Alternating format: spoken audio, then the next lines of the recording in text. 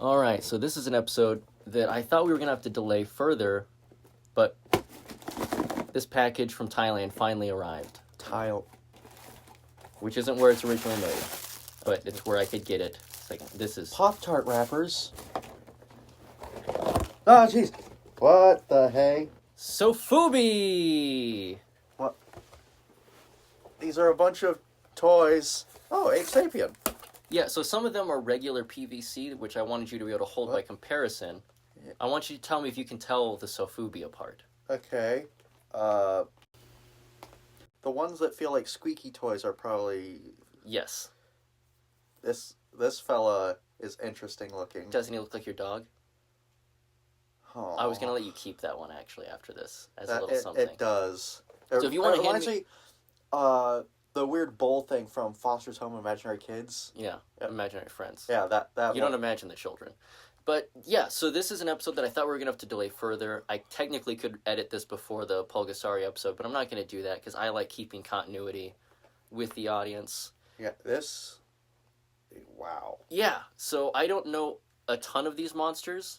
I was looking for ones. They're largely from Ultraman. This makes me very happy because I'm big into tabletop stuff, and the first D&D monsters were like, they found toys like this, and they were like, what do you think it does?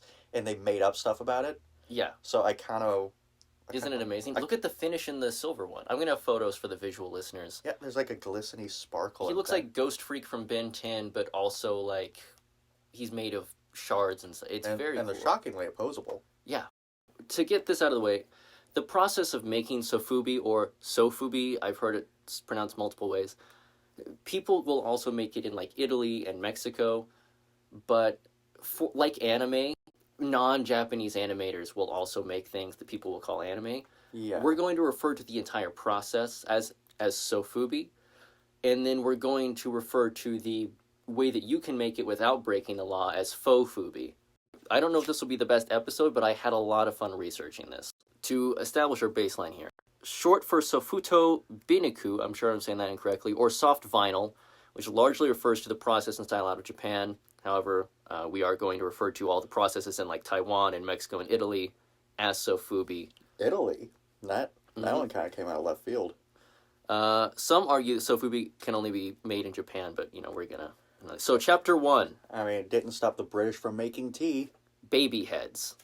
Like baby doll heads. American manufacturers had sought a rubber alternative around the like World Wars and Great Depression, and found that a vinyl hybrid material really did the trick. So yes, like for doll heads. For doll heads. Okay, like, not literal baby heads. So sometimes you'd also have like the hands and feet and like the head, but then like the body would be stuffed like a pillow. I'm sure you've seen old creepy. Yeah. In the Hedorah episode of Godzilla, I think you see like those type of like creepy dolls that like close their eyes when you lay them down. Oh, like the big baby from Toy Story 3, kind of. Sure. It was a fabric body and then vinyl legs and arms. That movie came out past my window for being a Toy Story target audience. So this process, which wasn't called Sofubi at the time because obviously it's being made in America, was largely used in small figures and baby doll heads in the 1930s and 40s. There's stuff like little tiny Bambis and stuff, or things that would be like the type of thing you'd expect like a toddler to want to teeth on. So it's a lot of like the Precious Moments looking creatures and stuff back in the day that were made in America that used this process as well. In the 1930s and 40s, companies were looking for things. The Ideal Toy Company mass-produced this thing until concerns over the stabilizer chemicals used in the process caused it to be banned in America. And for the you can paint with lead people and smoke inside people to say you should ban this chemical, it really has to... What does that chemical do? We're going to get into that in a later chapter. Rather than go back to formula... I get the reference. It was banned outright. Chapter 2, Made in Japan. So, after World War II, Japan was occupied by General Douglas MacArthur, who oversaw the strict restructuring of Japan's crippled economy from 1945 to 1952. As a result of a non-militant economy and trade regulations, the very first thing that Japan was allowed to trade internationally were toys. In fact, Japan even reused American GI ration cans to make metal cars and like tin toys. Oh, so like they were melting down. No, they're like stripping them. They're opening up the can. They're flattening it into sheets of metal, and then they're using that Oh, sheet metal to make the outer like surfaces of these sort of Matchbox style cars that and like tin monster toys and robots and the space age things that would come into popularity. ah Yeah, like I can't even imagine losing a war and taking the scraps from your enemy's food supply to make toys. Like this psychologically, that is such a it has to wear you down. alongside the economic upheaval and occupation, Japan was coping with the devastation of Hiroshima and Nagasaki, Oh, the loss of life from wartime, and damaged national pride, as well as radioactive literal fallout. yeah. Like I'm pretty sure there's still, at least as of the 70s, there were like still kids being born with deformities as a result of radiation. And so, this dread and a need for a hero, and the rise of both movie and television popularity, led throughout from the 1940s to the 50s into the 60s the concept of the kaiju, the big man in a suit type of storytelling that is wildly popular and is so cool. We should just do a whole episode specifically about that stuff eventually. But it led to the kaiju monster craze in live action and eventually in animation. And then in a modern day, we now have like CGI stuff and video games and all that.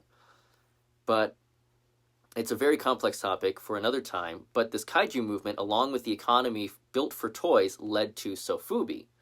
Because unlike Americans who wanted hard rubber and hard plasticky feels, Japan liked the soft vinyl. They liked it kind of squishy. And I'm sure you could tell by the difference. Yeah. There's a different... It feels like even with their articulation, Yeah. like you can kind of... It's got a pleasant feeling to it. It's Yeah. very nice. Yeah, so... Yeah. So initially, Japan didn't ban the PVC polyvinyl chloride like America had because of lead and cadmium and other chemicals, which is Oh. interesting because cadmium is a chemical that is in the Hedera song about being dumped into oceans and stuff. Oh. But that movie also came out in the 70s when people were a lot more aware of chemical things. It's still, the original process is still just not really done outside of those countries I talked about. So why is this so cool? Chapter 3, How It's Made. Oh. This fell out. I hope that was not important. So first, a prototype must be sculpted, usually out of either... sometimes you start in a clay. There's actually a thing called monster clay. But usually the prototype that's finalized is made out of wax. Huh. And the wax nowadays you can also do it digitally as well, obviously. But Well, yeah. so you get the wax version, and the wax is then sprayed with a conductive metal flake, and then electroformed in a chemical submerged bath. So you spray it with metal, And then you filings, submerge it, and then when you heat it up, the wax melts out, and now you have a negative of what you sculpted. Oh. Okay, that's fun. So complex moving parts like arms, legs, heads, or tails will often get their own specific mold with extra flashing, which is extra from the mold you have to trim off. Usually it kind of looks like a cone coming out of it. And then you heat up the vinyl in order to get the pieces put together. And the reason that I really have a thing for this sort of detailed work where there's like bits of spray color is because they're being made very quickly, like on a line of painting and painting and painting. And you pick out some specific details, but you're doing a lot of... like there's just dashes of color, Yeah. you know. So now that you have your metal mold and everything, you fill the mold with the Sofubi liquid vinyl, and you either pressurize it in a chamber, or you spin it, or you just submerge it in this liquid, and it only hardens it only chemically reacts to the outer layer. Because it's like being cooled or something? And then you pour the mold out, and the unformed Sofubi comes out, and you can reuse that in future pours. You let it cool, and then you pull it out, and that's when you put the pieces together.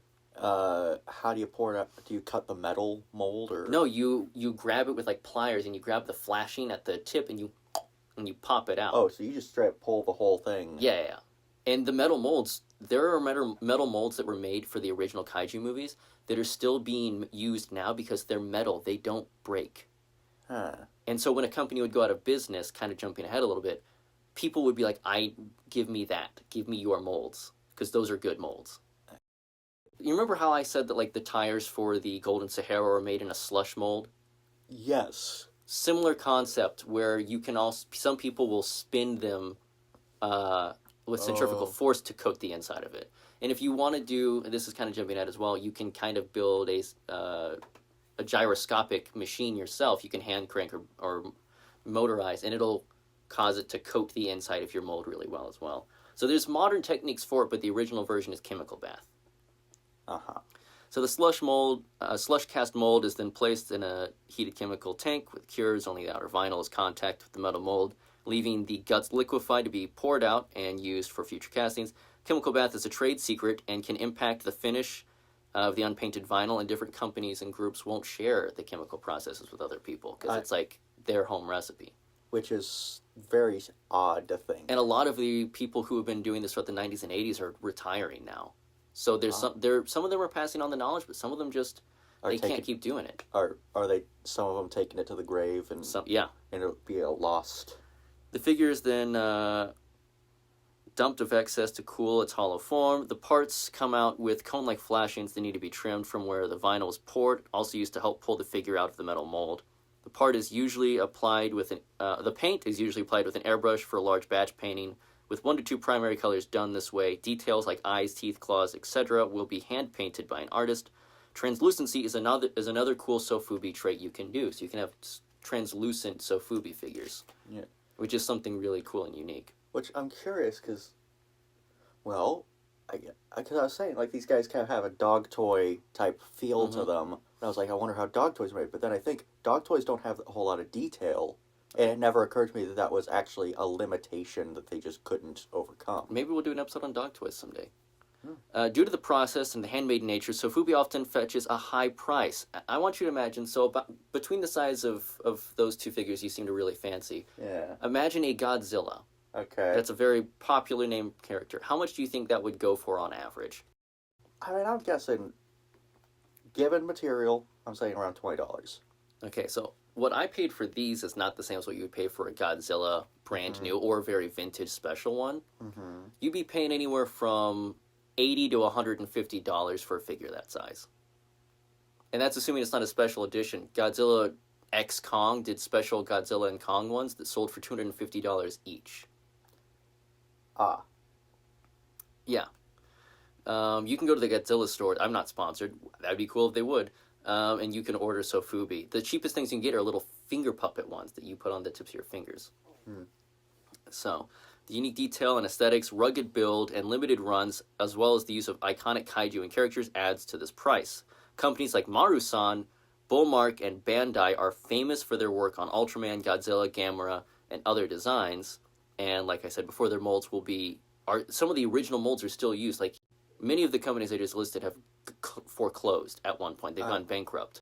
And then they came back, and they're still, to this day, reissuing new versions of their original figures from those very same molds that were made decades ago.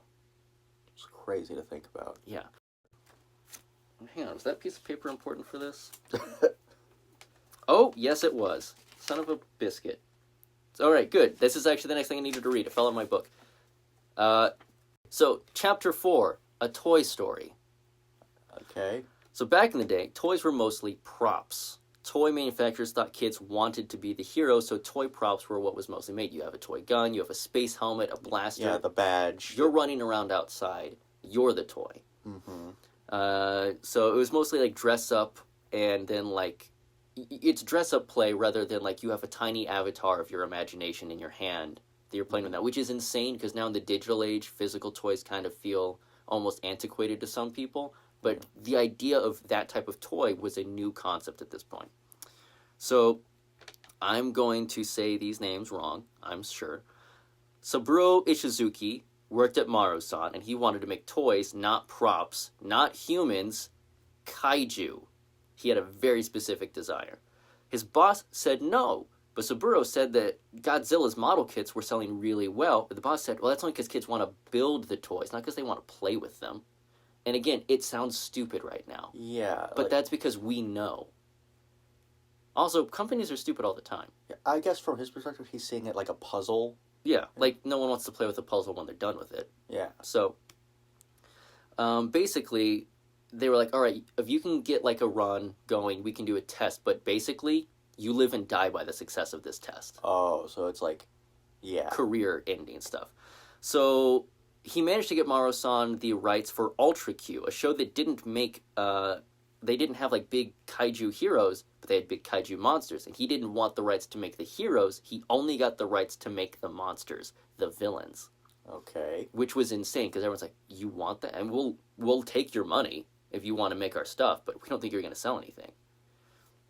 So because the show had been on for years, Saburo rushed into production to capitalize on its popularity before the show ended, which meant that vinyl production would be the fastest way to go about this, not tin toys. So this Sofubi kaiju concept is made of necessity and rush timelines. So to ensure that the kaiju didn't scare children, and I love this detail, there's a guy, oh my gosh, I forgot his name, but he made a book. If you're watching visually, I put it up here. He made a book about like the way that all of this came to be. And this was the most interesting piece of information he had in like a hour and a half long interview I watched with him. To ensure the kaiju didn't scare the children, Saburo hired a porcelain cute animal sculptor who did like the cutesy Precious Moments style art to soften kind of the designs a little bit and make them friendlier than the on-screen kaiju, and also ensure that there wouldn't be like sharp edges and stuff, because this guy works with porcelain, so now that skill set's transferring over to vinyl. And Saburo said that when he would watch kids watching kaiju TV shows and movies at this point, the older kids love it, but the little kids are watching from like between their fingers, a little scared.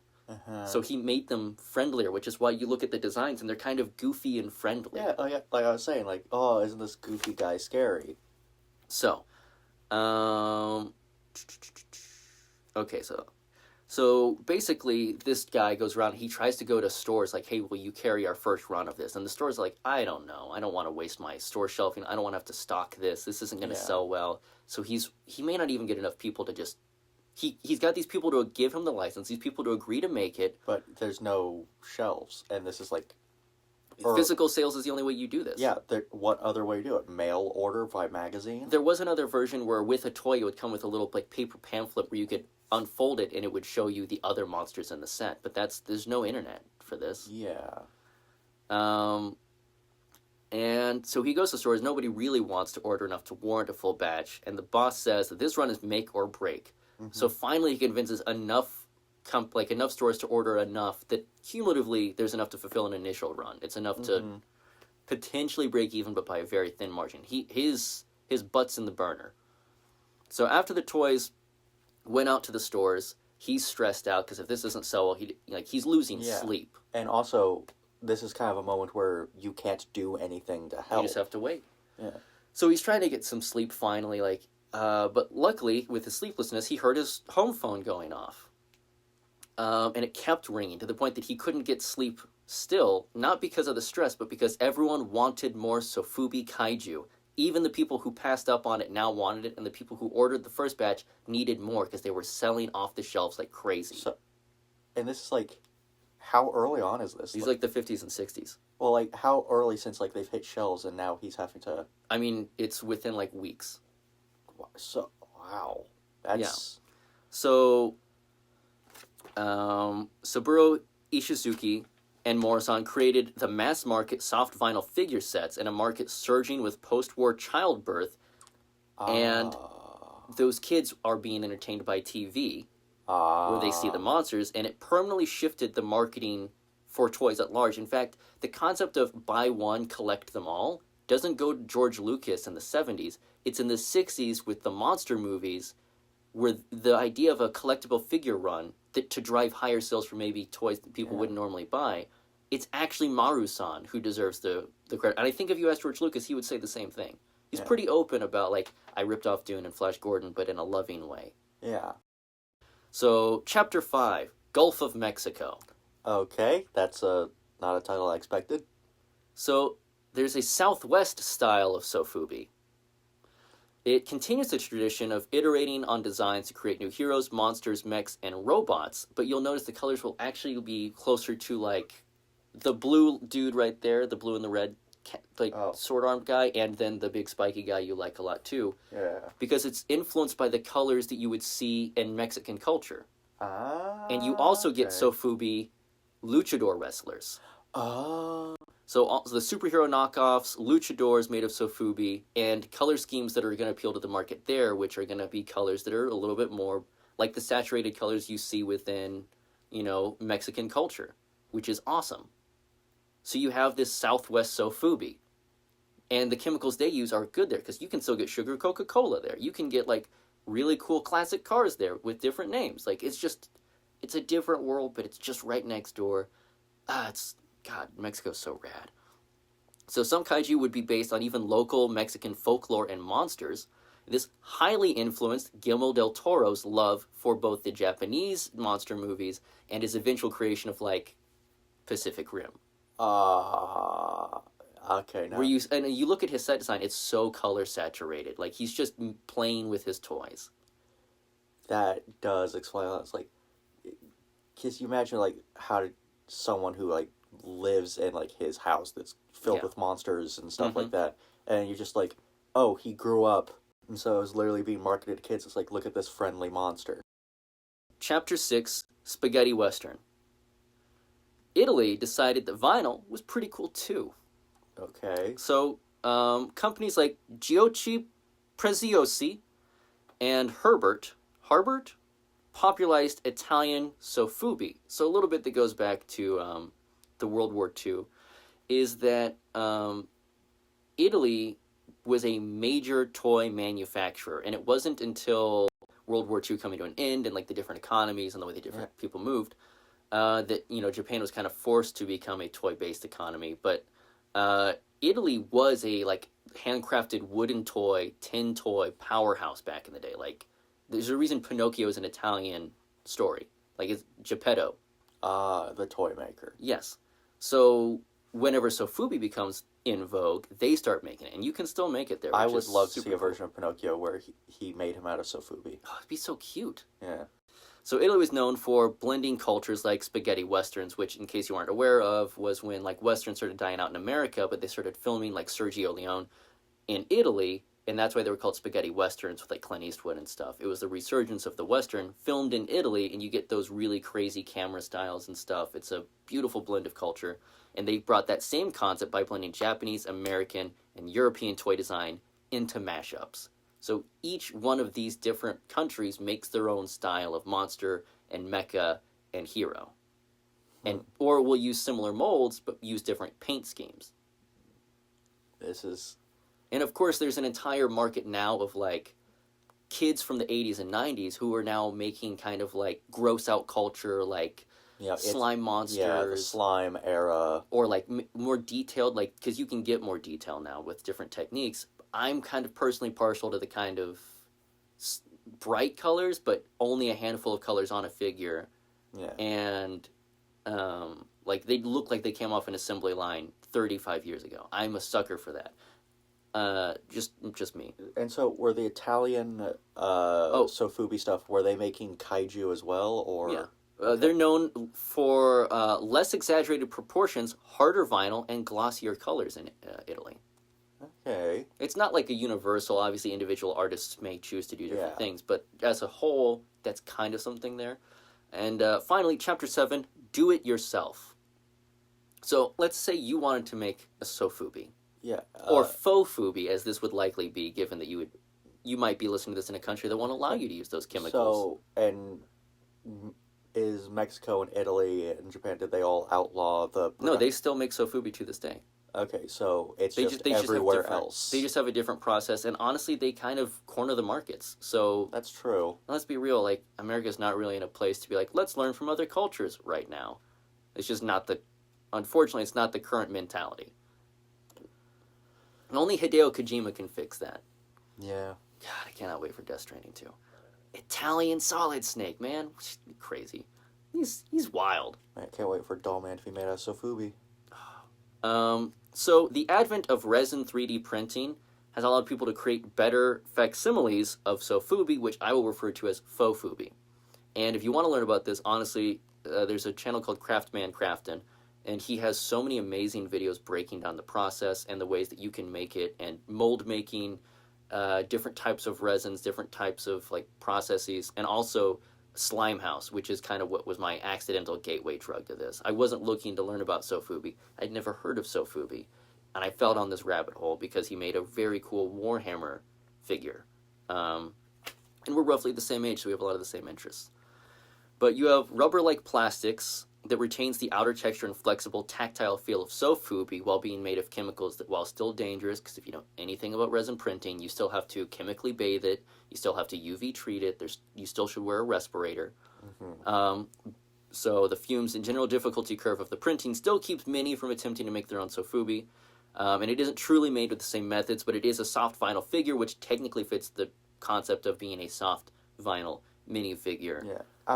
It would be interesting to see if you could take someone who, like, worked in that industry and hand them some, like, Fofubi and Sofubi and see if they can discern. Yeah. And another way you can do it, which I learned from Craftman Craftin', is you can do the slush mold process where instead of bathing it in a chemical bath, you put it and you spin it with centrifugal force on, like, all the axes. So it's not just, spinning on the y-axis. It's the x-axis as well. And so it's coating. He has a video that really breaks it down. You can make your own homemade version, or you can make like a really big version. But you can make it out of wax and then some like polymer clay for like some outer shells, and then you can make like a mold process. And it's expensive, but not as expensive as buying a brand new like name brand like Godzilla Sofubi or something like that. And you could make your own figures. So you can print them with resin, or you can make them with different hybrid polymers that are safe and legal in your country using slush molding as well. So you don't have to have a 3D printer to do this. You can just sculpt in wax and clay and eventually get there. There's not a technology curve. It's just a willpower and an access to necessary chemicals, trial and error curve. So overall, Sofubi's cultural impact remains as strong today as it was in the 1940s, 50s, and 60s. It stands as a symbol of Japan's recovery from past war as it became the toy manufacturing powerhouse that we know of it today.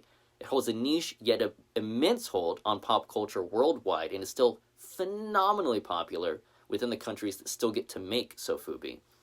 So, and I have written here, tease the insane Kim Jong-il story, but we actually did these out of order, so we've already done Pulgasari. Yeah. Which this kind of connects to, because there are Pulgasari Sofubi. Yeah, and weirdly, Pulgasari's whole thing is like a guy made a little toy. Yeah. So, and that actually marks the complete filling up of my notebook. So I'm moving on to a new notebook because this is filled with all of the research I've done for all of the episodes until now. Yeah, that's like half an inch thick. Yeah, she's not full page size. She's like size of the palm of your hand. Yeah, maybe with fingers. It's a travel book. But I like that because it means I can carry it in my jacket pocket and I can be in a waiting room or whatever, and I can just do research there. It is crazy to think, like, because, like, the guy waiting in his, like, room, kind of, like, stressed out. Yeah.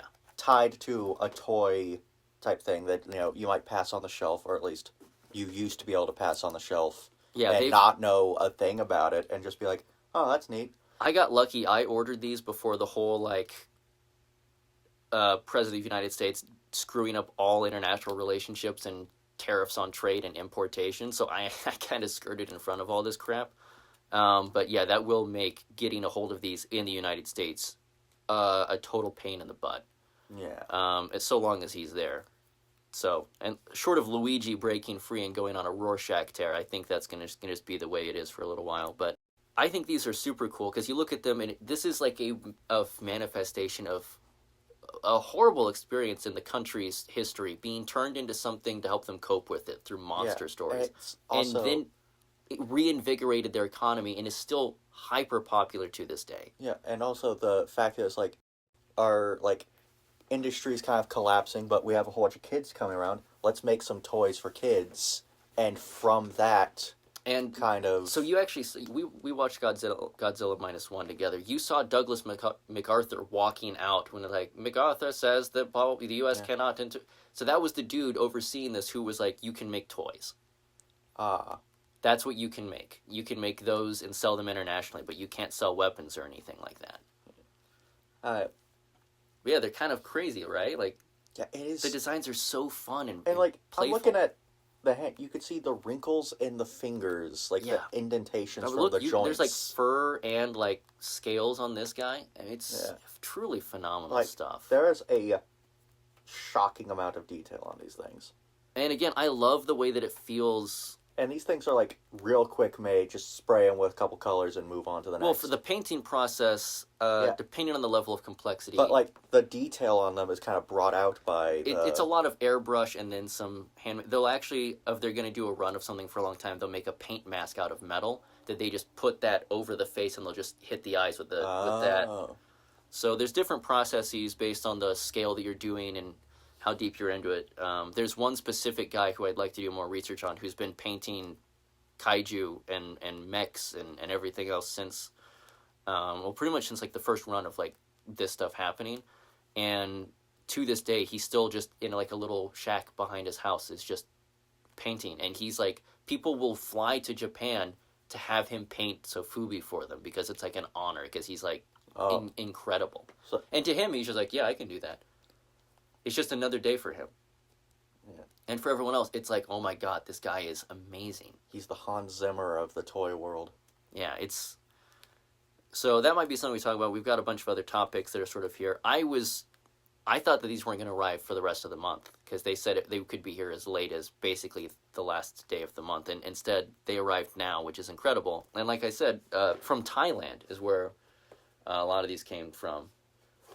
So, yeah, this has been Sofubi. Do you think that Sofubi belongs in a museum? I mean, it definitely belongs in my hands, but... Yeah, the hard part now will be divvying out who gets to keep what. I mean, I want this guy. Yeah, that looks like you're done, so obviously you can keep it. Yeah, the rest... So, I am indifferent on the rest of them. This one's the one that I care about the most, because he's adorable. And he has... we can put a picture of him on screen. Yeah. I'm going to have a photo of all these things. Yeah. I think it's kind of cool, though, that, like, we're talking about what's basically a toy, but the process of making it and the cultural circumstances around it are phenomenally historically important. Yeah. And an undeniable part. And, you know, half the things you see on the bottom of their feet here, made in Japan. How many products you own that are made in Japan? And it's because their economy was made to make toys and consumer products after a war. And now they're a powerhouse of that. Yeah. Technology and manufacturing. Yeah, I guess toys led them to other stuff. Yeah. So it's that the whole genre of like the kaiju movie, it's so interesting. Yeah. It's so fascinating, and I would love to do a whole episode maybe if we find that there's enough meat to it about the different layers that went into how do we cope with post-war terror to now Godzilla is a friend of children and can psychically warn them because he was not a friend when he first debuted. Yeah. So it'd be interesting to talk about like the broad, like obviously the kaiju we know, but also some lesser known kaiju. Yeah. So like a little kaiju cast. Yeah, that might be something we have to do as like a specific month of making these where it's like this is kaiju month. And now you understand why for like the last month I've been talking to you about what if we tried to make figures. Yeah. It's because I was researching all this and I was like, this is shockingly awesome. I would love to learn how to make these. So, thank you for watching. Go out there and buy some Sofubi. I promise you, your shelf will be better. And it's hard to have a bad day when you look at a dude that's just this fun to look at. Yeah, it's this colorful. They're an action figure and a stress ball, kind of. And a representation of an incredible change throughout history. So you can write it off as a cultural purchase as an adult. See? You're not buying a toy, you're buying a piece of history. So thank you for watching.